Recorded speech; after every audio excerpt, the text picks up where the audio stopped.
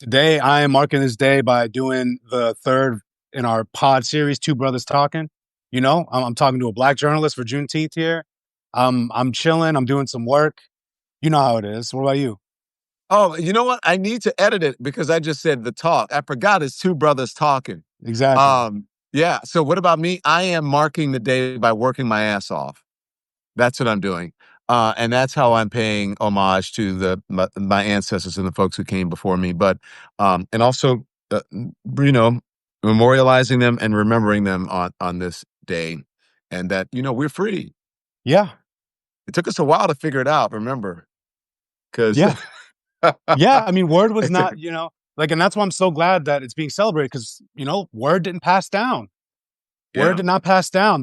We were free in the legal sense, but until slaves heard about it, they were still being enslaved down south. They were still being enslaved down south because the word didn't get down. And I think that Exactly. was probably, obviously, they wanted to do that was purposefully. They were doing it purposefully. But yeah, slaves didn't realize till months and months later that they were actually free. And some people still don't realize that they're free in their minds. Oh, there you go. Yeah, true that. I'm just saying, right?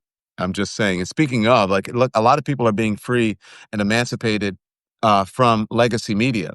You and I were talking about the coverage of the protests, and you said that what did you say that you were monitoring a bunch of different news organizations, and what happened? Yeah, so I was really sick, so unfortunately I couldn't go out to the protest. So I was like, you know what? I'm just going to tune in everywhere I can. So I watched MSNBC coverage, CNN coverage, News Nation. I was watching all angles, and then I was watching you and Joy and Joy Reid and Jim Acosta's coverage, patching in so many different perspectives. And just objectively, your coverage was the best. It had so many different vantage points. It had people on the ground in various locations, really top-notch analysis, and I just wasn't seeing that on legacy media.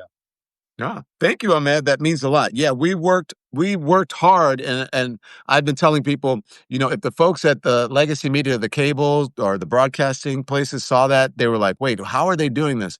And we did that with a team of four, me and the three people who work on my team.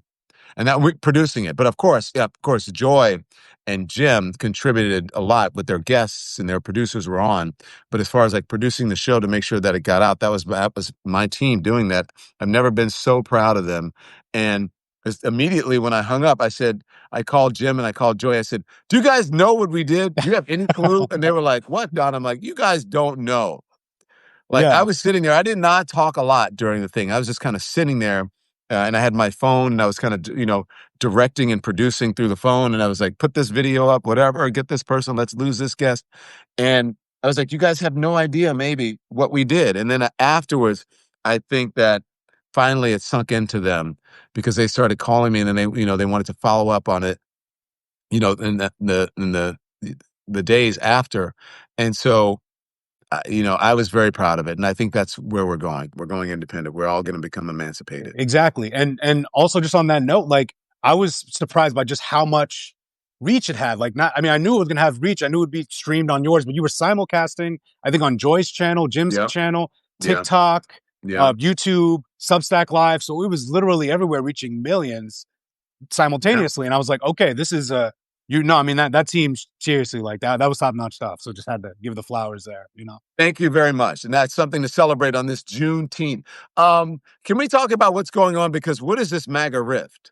The Have you? mag the MAGAs are fighting. Ahmed? Why am I agreeing with Tucker Carlson and Candace Owens, and Yeah. even like some maybe Charlie Kirk? I don't know what kind of world are we in? We are in the world where the MAGAs are fighting, and this is some good news on Juneteenth here, where we see the real fractures in the party being laid bare here. Like we talked about with the big beautiful bill, there were some fractures there, but this is something along another line, right? Like Trump has been saying he's an isolationist. He's not going to bring us into another war. It was a core promise he made to MAGA. And that promise and the Bannon wing of the party, Tucker Carlson, apparently Candace Owens, they believe that. They believed him and they don't understand that he lies to every single part of his base and every single part of his support. So what we're seeing is this fracturing. We saw Tucker Carlson taking Ted Cruz to task in a way that I've seen not many mainstream journalists Did even you do. see that interview? Oh man, Wow. it was. and it was weird because it's like we have our criticisms of Tucker, disinformation peddler, push white supremacy on Fox News. But this man, I've never seen someone go at Ted Cruz or really a Republican lawmaker in this way. He was really picking apart, asking basic questions like what is the population of Iran, like showcasing that there's underlying ignorance under the bluster, right? Yeah. And just really picking apart every bit of it. And Yeah.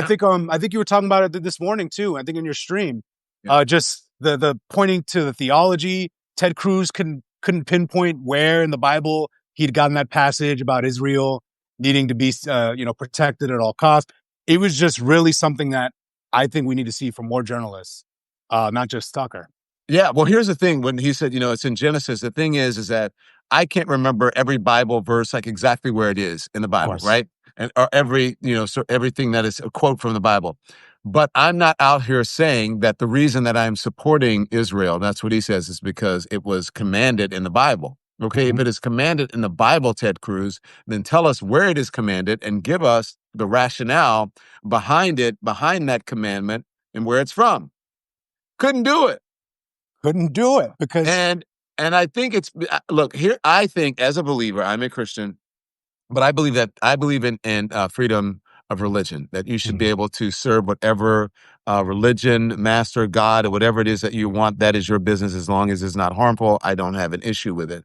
But I don't believe that we should be governing, legislating, making laws based on religion. We're not a theocracy in this country, and this country was founded on a separation of church and state. And I think this exposed, this exposed more than just Ted Cruz. I think it exposed many members who are in Congress and Senate, many lawmakers who are operating on the basis that they have to govern through their religious beliefs. And that's a theocracy. That's what Yep. we're not supposed to be doing in America. And I think that that should be really important to people. They should fight against that. They should, you know, they should ask the folks who are running for office if that is part of their belief and part of their ideology. And if it is so, Exactly. I wouldn't vote for him. Spot on. And that's why it's so important for you as a Christian to say that, to hear it from actual Christians. It's meaningful. I mean, I went to Bible school when I was young. My parents decided to like confuse me, and my dad was Muslim, so he put me in. I go to like the mosque with him sometimes, or I go to Sunday school with my mom. So I learned about both religions. And it's just true when that moment with Tucker and Ted really exposed not only their exploitation of religion, but that it was paper thin, right? It wasn't like there was a deep No understanding of the there there. Bible from Ted. There It was was it no was there just there. a use, Yeah. a mischaracterization of it to try to push his ends. And I think that was such an important moment. And again, like it was just interesting coming from Tucker. Like I really think that Ted Cruz did not expect like that. What we saw was him being caught flat-footed. He didn't think he was going to go in the Lions den. Tucker Yeah. Carlson, right? Yeah. Stephanie Georgilakis in Stephanie Georgulakis in the chat says, yes, exactly, Don. And if we did govern and legislate that way, how would we be any different than than these Middle Eastern countries that we have been going to war with for years? We wouldn't be. And that is the whole point of it, is that that's not who we are, and that's not what we want. They want to govern that way. That's their business.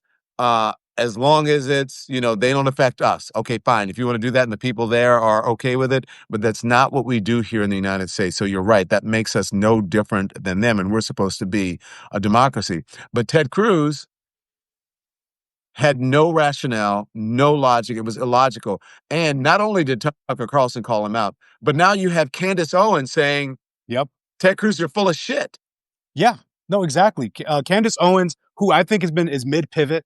Personally, I think she started doing some other kind of coverage. She was covering the Diddy trial. She's trying to make a cultural pivot because she's always been smart, although she's been wrong and on the wrong side of things.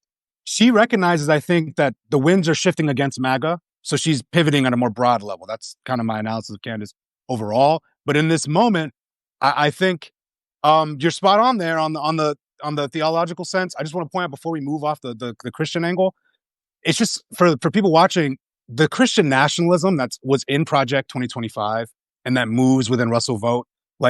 That's why that was such an important moment, because there is that undercurrent that drives a lot of these administration's decisions.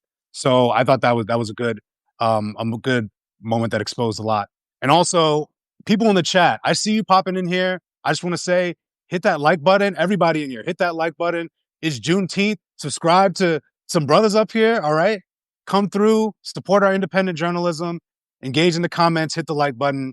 We're out here, doing this work. Smash the hearts. Smash the heart. Smash the hearts. Smash them. That's what we say. There we go. See those hearts There we go. smashing. Yeah, there you go. It affects Smash the it. algorithm, and more people become aware of our conversation. So what do you think of this? I wonder, when you talk about Tucker Carlson, you're like, wait a minute, my goodness, and I'm agreeing with him. I'm like, is he pulling a reverse Gavin Newsom? Because you know how Gavin Newsom did all the interviews on his podcast, and people were like, whoa. And then I thought about it in the moment as I was saying that. He did the interview that Gavin Newsom should have been doing with Charlie Kirk and Steve Bannon. Yeah, That's how the interview should exactly. have been going, but it didn't. And Yeah. so, but now people are back in love with him, considering what happened in California, the National Guard. Yeah, and I think I've had a lot of criticisms of those pods that Gavin did, and you're right, that's what we would have hoped. And I think I think Tucker, I think what he's doing is he and Bannon and these other types and Candace, they have more of a read on the MAGA base than in this moment Trump does. I really think Trump is surrounded by all these yes men and these sycophants, and I think he's insulated himself in this bubble. And I think Netanyahu is really manipulating him here. I think Netanyahu laid out this plan, and basically the reason why they're doing this, just on the whole broader Iran front here, like Iran's not close to a nuclear weapon. Even Tulsi Gabbard and DNI, the U.S. intel saying they're years away. Yes, they're enriching uranium because Trump left the Obama, the JCPOA, but they're not close. And I think what this is Hezbollah's weakened. Iran, the proxies are weakened in the region. Iran has a moment of weakness, and I think Netanyahu just convinced Trump, like, this is our moment to strike. And initially Trump wasn't on board, and now he's kind of got Trump, like, through Fox News, using Fox News as a tool to promote the war, which is what Israel's been doing, and Trump is getting sold. And meanwhile, the MAGA base is not being sold. And meanwhile, people like Candace and Bannon and Tucker are trying to, through media, also influence Trump. So we're kind of seeing legacy right-wing media trying to influence Trump towards war, and then new MAGA media trying to push him away from it. Who's going to win? At this point, I don't know. And that's the worrying part, man. It's like, what do you think? I mean, I think it's new media. Right. I think it's new media eventually. I think it is. I think that because that's where his base is. They don't want wars. Look, his base loves him. He's not wrong when he said he's more beloved. I don't know if he's more beloved by his base or whatever. He said that the other day. So I don't know if he's necessarily wrong about that. But his base is not for these wars. At least that's what they said they voted on him for, because he was a man of peace. And that he was going to get rid of these forever wars, as they get us out of these forever wars. Now, the couple of things here. You said you're Muslim. I posted a thing on social media the other day, and I played a clip from Muslims for Trump. And they said that they supported him because he was for peace. He was for peace, and that he was for Muslim lives. And he, was going to get rid of the wars in Ukraine and Russia, and he was going to protect Muslim lives in the Middle East. Did not happen. I wonder how those people feel now about that. Yeah, and then I also wonder how they feel about Bibi Netanyahu. Let's talk about that afterwards. How do you think those Muslims feel now? Well, just a quick correction. I'm not personally Muslim. I kind of like am more spiritual now, but my dad is Muslim and my mom is Christian, so I kind of have both perspectives. I mean, I do know Muslims and people in Muslim community, they feel betrayed. I think most of the Muslims I know never back Trump at all. But I think those communities that did back him in Michigan and unfortunately believed what some of them, what Trump was peddling to them, they were immediately proven wrong with remember he wanted to make Gaza Trump, he wants to make Gaza Atlantic City or something like. He wanted to make Gaza what did he say? Monte Carlo, not Monte Carlo, the Riviera. The Riviera of the Middle East. Yeah. It's just, I think he is just one by one betraying every single constituency that helped get him elected. Any group that he sold a bag of lies to all of them. And I think the Muslim community is feeling betrayed. Those that did back him, the Latino community. Except for the rich ones. He's looking out for rich people.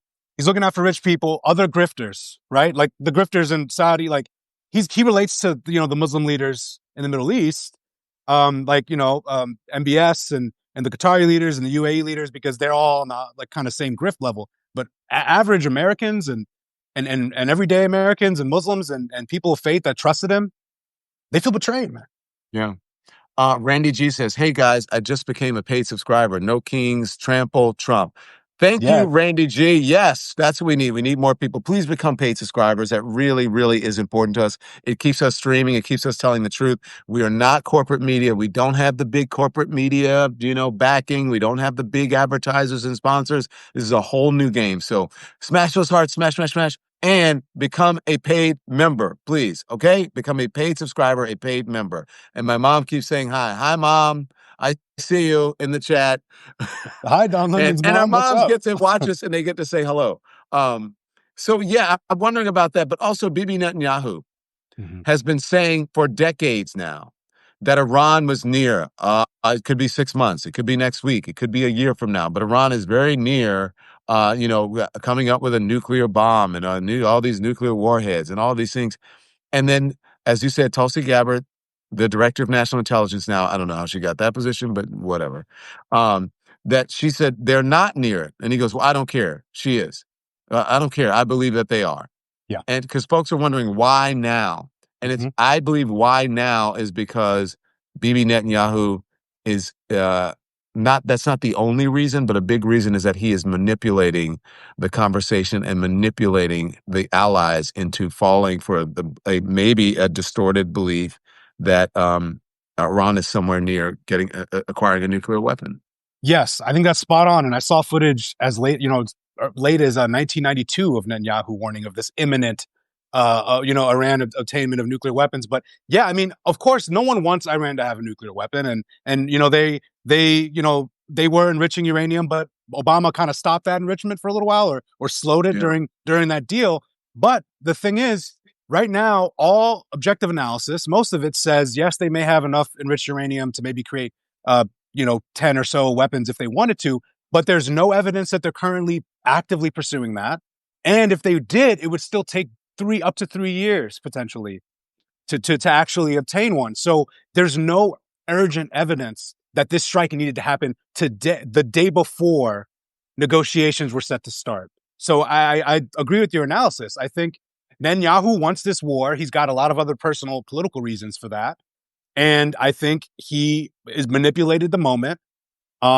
He disrupted Trump's diplomacy, and he wants to take advantage of Iran's particular weak moment and push regime change. That's what this feels like. It feels like a You regime change push. you think he's playing us? Do you think he's playing the world by saying this, but continually or continuing to say this?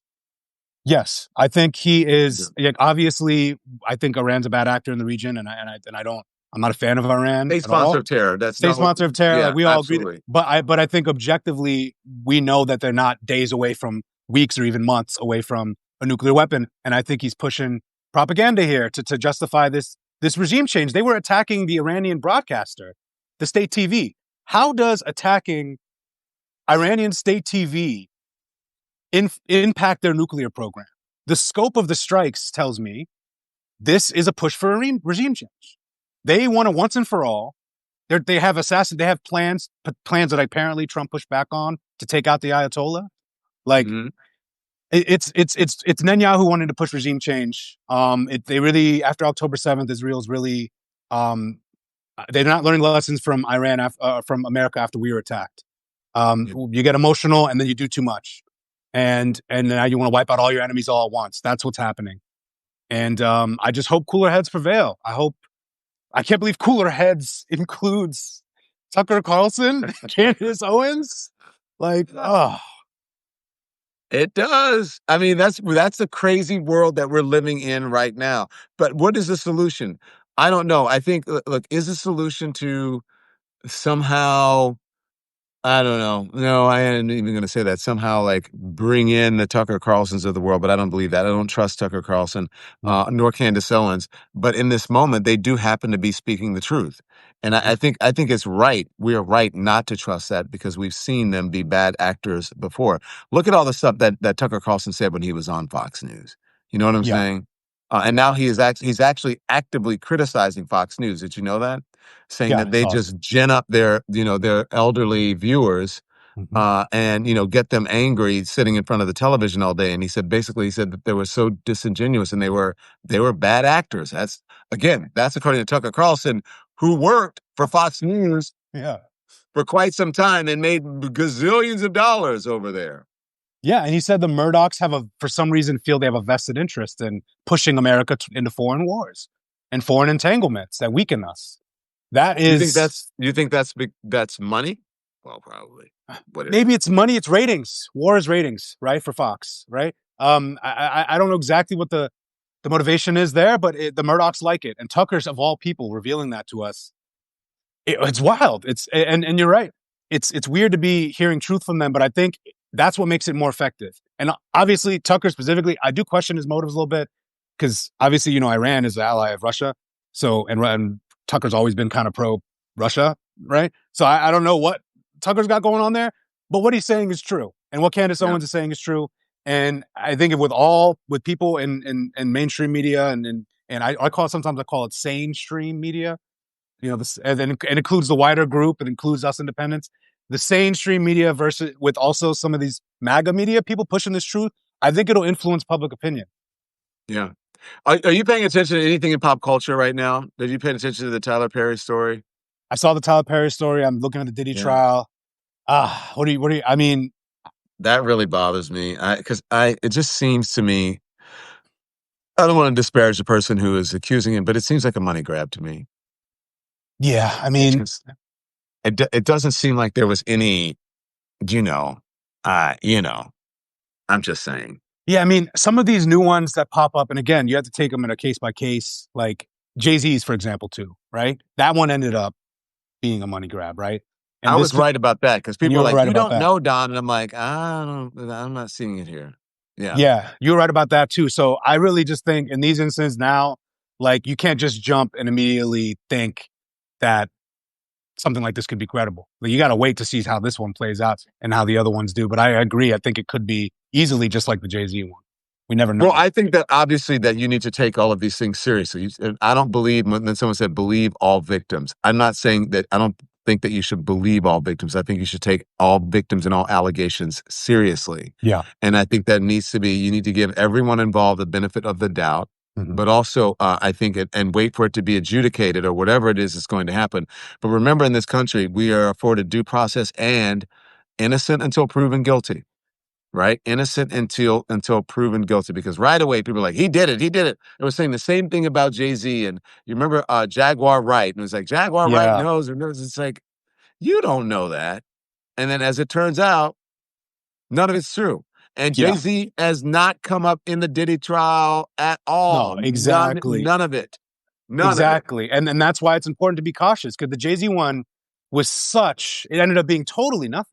Right. And Yeah. it's like, and you come for someone like Jay-Z, a black, icon in our community, like someone who, if he were to, like, he's one of the last ones, that hasn't been hit by something like this, right? Like you gotta be skeptical. You gotta be skeptical, wait for the facts to bear out. Diddy did all that shit. Diddy did everything he's accused of. All right. I know, but are they proving their case is the thing. And Yeah. is he, because some folks are saying that Diddy might get off because they don't believe that the government is doing, Yeah. a good job of proving their case. We'll see. I don't know about that. I'm not in the courtroom.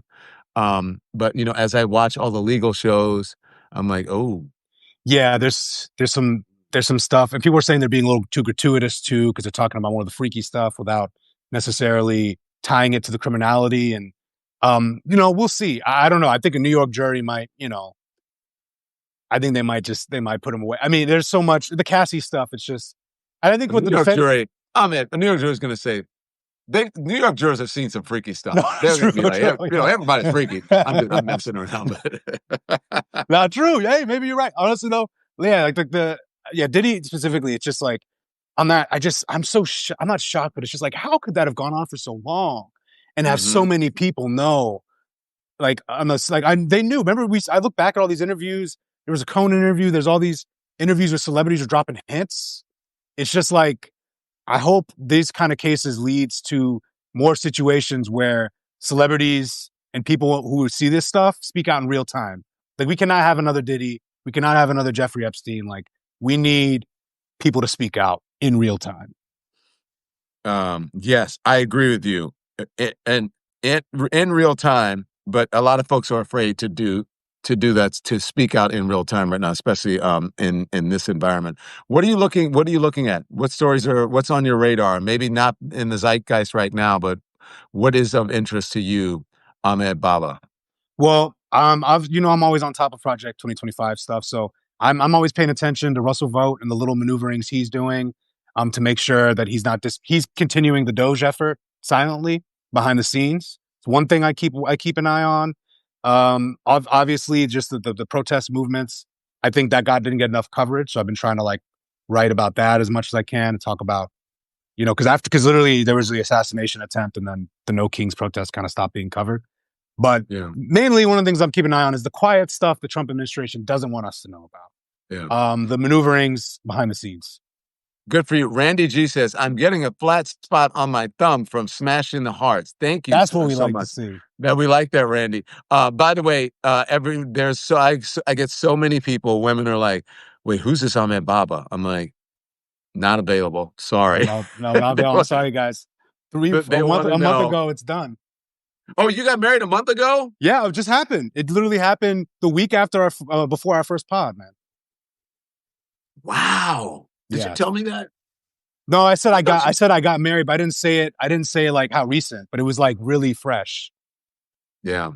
So are Yeah. you ready for kids and the whole thing, Ahmed? Yeah, we're actually I'm actually going on my honeymoon next week, so I was gonna let you know off camera we're going to Italy, so I won't be able to do the pods for a few weeks. But Uh-oh. I think out of that, I'm gonna come back. We might have a baby coming down next year. I'm gonna come back fired up, ready to do some more work, man. TMI, Ahmed. A little bit too much, TMI. I could have alluded to a little less TMI there, but Yeah. we're gonna have some fun. I'm gonna do some relaxing. The authoritarianism will still be here when I get back, but I'm gonna try my best to relax a little bit. Well, congratulations to you and your new wife, and let's hope that there is a little Ahmed Baba somewhere, or a Meta Baba. I don't know what you say somewhere. So happy Juneteenth to you. Thank you, Ahmed. I'll see you soon. All right. Yes, thank you for doing this, and everyone hit that like button, and if you haven't yet, subscribe. All right. Subscribe, become a paid subscriber, a paid member, all right? And then I'm going to see you back here at 5 p.m. Eastern time, live at 5. I'm not, well, here I can do a Substack live as well, but live on YouTube, 5 p.m. Eastern time. So everybody take care, okay? Bye, All Ahmed. right. Take All care, right, take brother. care. Happy Juneteenth. Yeah, you too, man.